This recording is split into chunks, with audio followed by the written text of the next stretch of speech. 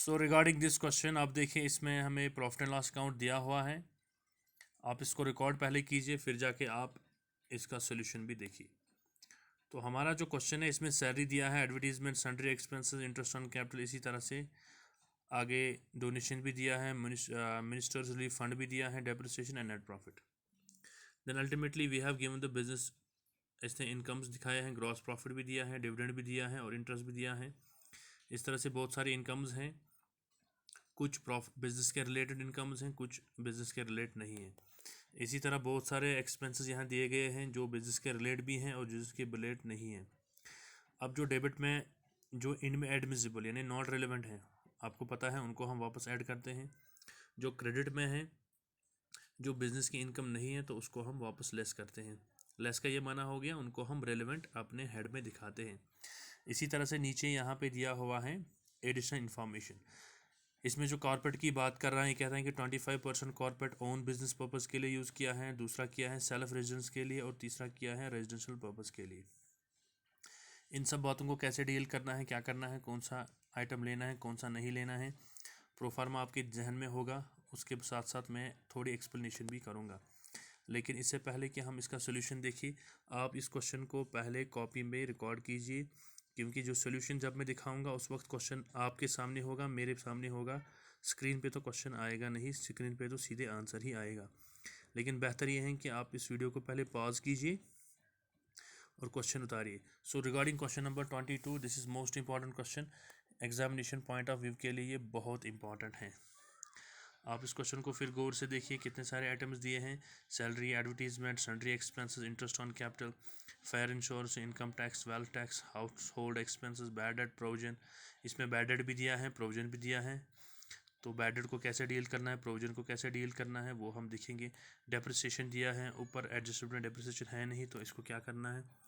इसी तरह बहुत सारे इनकम्स हैं। विनिंग फ्रॉम लॉटरी जैसे दिया है, अदर सोर्स इनकम है। गवर्नमेंट सिक्योरिटीज जो इंटरेस्ट है, that is also other source. इसको हमें प्रॉफिट, नेट प्रॉफिट से निकालना है। वो कैसे करेंगे, तो अब आप सोल्यूशन देखिए। लेकिन सोल्यूशन से पहले मैंने आपको कहा कि आप इस क्वेश्चन को पहले रिकॉर्ड कीजिए, फिर एक एक करके हम इसका सोल्यूशन देखेंगे। तो जैसा आपको पता ही है कि हम जब भी सोल्यूशन निकालते हैं तो नेट प्रॉफिट से शुरू करते हैं। सो हम नेट प्रॉफिट लेंगे, उसमें कुछ आइटम्स ऐड करेंगे, कुछ आइटम्स लेस करेंगे, फिर जो फिगर आएगी वही हमारी बनेगी बिजनेस प्रॉफिट। और हमारा बिजनेस प्रॉफिट आना चाहिए 60 to 100। Now moving to the solution one by one with explanation, you will record all these things. Now we have given balance as per profit and loss account. Profit and loss account हमें कहता है कि 26,000 रुपया हमारा जो net profit है। अब हम करेंगे ऐड एक्सपेंसेस क्लेम्ड। अब मैंने थोड़ा वर्ड आज चेंज किया, expenses claimed but not allowed. ऐसे भी आप लिख सकते हो, मैंने आसानी के लिए expenses claimed but not allowed, या सीधे हम लिखेंगे inadmissible expenses. Choice is yours. ठीक, तो पहला आ रहा है, जैसे आपको पता है, interest on capital. Interest on, question में आप देखिए interest on capital is not allowed, यानी बिजनेसमैन अपनी कैपिटल को इंटरेस्ट क्लेम नहीं कर सकता है, तो इसमें हम इंटरेस्ट ऑन कैपिटल नहीं ले सकते। फायर इंश्योरेंस इज अलाउड, लेकिन यहाँ पे ये जो क्वेश्चन है ये कह रहा है फायर इंश्योरेंस जो रिलेट कर रहा है वो किसके रिलेट है, that is related to house property. Fire insurances, house property का जो फायर इंश्योरेंस पार्ट बनता है दैट इज 1000 रुपीज़। इसी तरह न तो इनकम टैक्स आप ले सकते हो, न तो wealth tax, that is not allowed, वो तो है क्वेश्चन में 7,000 रुपया। House hold expense, again this is not a business expense. House hold, this is expenses, लेकिन ये पर्सनल एक्सपेंसेस हैं, इसलिए हम इसको बिजनेस में वापस ऐड किया, वापस ऐड का माना हो गया इसने प्रॉफिट एंड लॉस में डेबिट किया था, लेस किया था, हम कहेंगे ये अलाउड नहीं है। देखिए बैड डेट तो मैंने पिछली बार कहा बैड डेट इज़ अलाउड, लेकिन provision of bad that is not allowed. Provision for bad debt, यहाँ पे याद रखिए ये प्रोविजन है, इसलिए प्रोविजन फॉर बैड डेट को हम नहीं लेते हैं। इसी तरह आएगा municipal taxes, municipal taxes, tax of property, municipal tax of property क्या बनता है, दैट इज़ अगेन 3600, ये तो प्रॉपर्टी टैक्स है। इसी तरह repair, repair of house property भी हम नहीं लेंगे, दैट इज़ 1000। अब इसमें बचा लाइफ इंश्योरेंस, वो तो आपको पता है लाइफ इंश्योरेंस प्रीमियम खुद की लाइफ के लिए इसने इंश्योरेंस किया है, that is 6000। And donations, donation ये क्लेम नहीं कर सकता इसमें क्योंकि, तो यहाँ पे बन गया donation, that is 2000 rupees. Clear. तो यहाँ से हम लिखेंगे कि हमारा जो टोटल बनता है वो आ रहा है, इसको जब हम ऐड करेंगे कैलकुलेटर पे मैंने इसको ऐड जब किया दैट बिकम्स 25,000। सो टोटल ये बन रहा है दिस प्लस दिस, 25 हो गया 50, हो गया 51, 51, 51, 51,000 एंड दिस इज़ 51,600। लेकिन अब आप कहोगे सर इसमें आपने तो सारा ही गाड़ा, लेकिन यहाँ पे आज मैं दूसरे तरीके से यहाँ पर एक और लेस करते हैं, लेस मीन्स अलाउेबल एक्सपेंसेस। अब वो एक्सपेंसेस जो अलाउेबल हैं यानी जो जेन्युइन है, इसमें मैंने ऊपर एडजस्टमेंट नहीं किया, मैंने अलग से दिखाया है। वो इसलिए दिखाया है कि क्योंकि एडजस्टमेंट में आप देखिए तो ये चीज़ें देखनी पड़ती हैं। तो यहाँ पे पहले मैं आपको सॉल्यूशन दिखाता हूँ, फिर आपको एक्सप्लेनेशन भी करता हूँ। अब यहाँ पे समझाने के लिए, जो फायर इंश्योरेंस है वो तो पूरे मकान का है, but 1/4 is related to business, इसलिए ऊपर जो हमने सारा 1000 ऐड किया असल में सारा गड़बड़ नहीं था, 750 ही गड़बड़ था। एक अगर मैंने यहाँ सीधे लिखा 750 तब मुझे ये कैलकुलेशन करने की ज़रूरत नहीं है, क्योंकि मैंने पहले सारा ऐड किया, लेकिन सारा ऐड नहीं करना था, कुछ चीज़ें इसमें सही थी, अब उसको मैंने अलग से यहाँ दिखाया। ये अलग दिखाने की ज़रूरत नहीं है, इसको हम ऊपर भी एडजस्ट कर सकते हैं। इसी तरह रिपेयर और म्यूनसिपल टैक्स का 1/4 पार्ट वो बनता है टोटल 1400। तो जब हम 1400 इसमें ऐड करते हैं, सो हमारा जो डेबिट वाले जो आइटम्स गड़बड़ थे उनको ऐड करने के बाद हमारा टोटल बनता है 50,200। Now we have to less incomes, we have to less incomes taxable on a different head, वो इनकम जो इस हेड के रिलेटेड नहीं है उनको अब लेस करना है। अब इस क्वेश्चन को मैं दूसरे पेज पे सॉल्व करता हूँ। तो चलिए अभी हम कहाँ पहुँचे, अभी हमारा जो पिछला साइड से आंसर था दैट वाज 50,200। अब हम करेंगे लेस, क्योंकि हम क्रेडिट की ओर जाना है। लेस इनकम्स नॉट अलाउड, जो अलाउड नहीं है, नॉट अलाउड हेयर, या आप ऐसे भी लिख सकते हो taxable to different head, taxable to other heads, यानी वो इनकम जो इनकम है लेकिन इस हेड के रिलेटेड नहीं है। तो नंबर 1 आप देखिए क्वेश्चन में, रेंटल इनकम, वो तो हाउस प्रॉपर्टी इनकम है इसलिए उसको निकालना ज़रूरी है। डिविडेंड, ये तो अदर सोर्स इनकम है, तो 4000 रुपया वो भी क्वेश्चन में दिया है। इसी तरह winning from lottery, lottery is again N other source income, तो वो भी यहाँ की इनकम नहीं है, उसको भी निकालना है।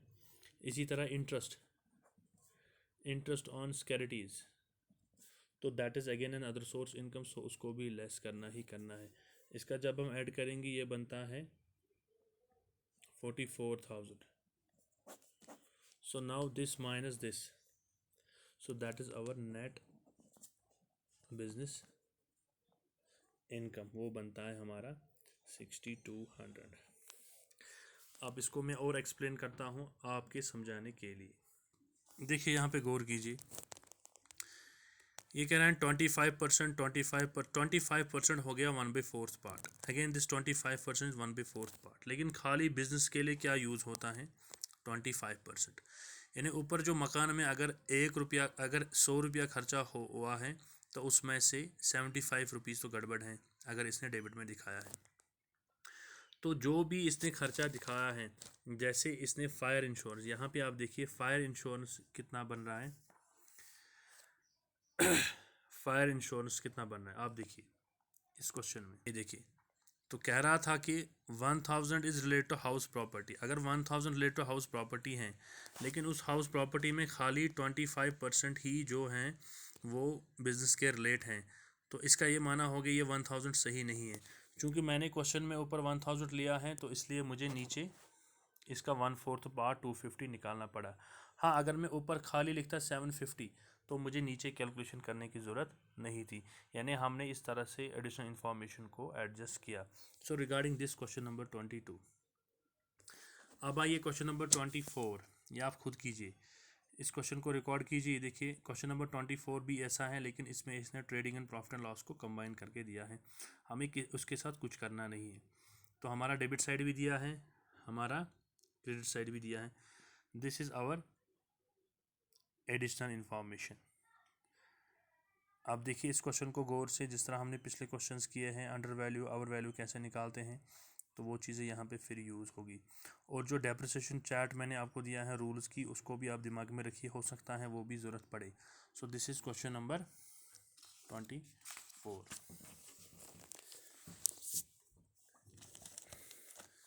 इसी तरह क्वेश्चन नंबर 27 आप देखिए, ये भी आप इसको भी आप सोल्यूशन में लाइए, ये भी आप कीजिए।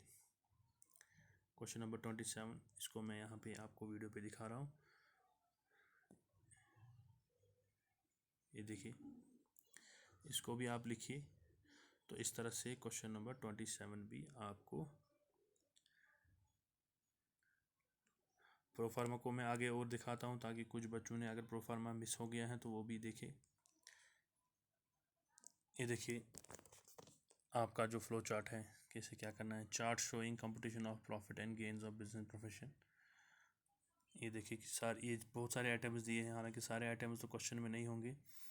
Add expenses claimed but not allowed under the act. ये एक्सपेंस हमने क्लेम किए हैं लेकिन हमें इनको वापस ऐड करना है।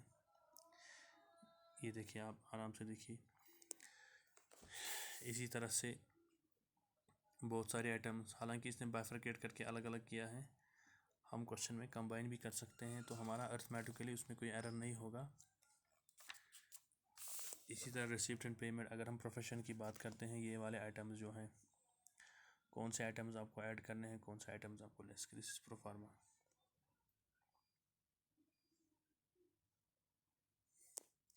इसी तरह इसका नेक्स्ट पार्ट ये है। इस प्रोफार्मा को आप ध्यान में रखिए, जहाँ कहीं भी आपको प्रोफार्मा में कोई नई बात नज़र आएगी जो अभी तक हमने नहीं पढ़ी है, आप उसको कमेंट में क्वेश्चन कर सकते हो।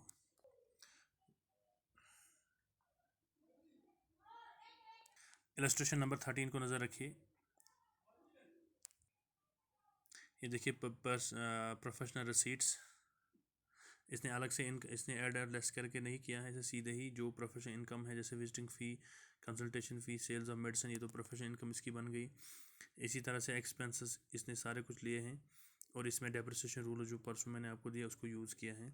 इस तरह से प्रोफेशनल गेन इसने निकाला है। ये क्वेश्चन नंबर 13 जो है ये बहुत इंपॉर्टेंट है, इसी के रिलेटेड क्वेश्चन आ सकते हैं, इसको आप गौर से देखिए। यानी इसने जो इनकम एक्सपेंडिचर बनाया है, तो हमें इसमें देखना है कि इसकी जो प्रोफेशन के रिलेटेड इनकम है उसको लेना है, प्रोफेशन के रिलेटेड जो एक्सपेंसेस हैं उसको लेस करना है। तो प्रोफेशनल इनकम इसको 3 ही बनते हैं, विजिटिंग फ़ी, डॉक्टर जो है, consultation fee, sales of medicine, तो ये इसको प्रोफेशनल इनकम में आ रहा है। इसी तरह से प्रोफेशनल एक्सपेंसेस,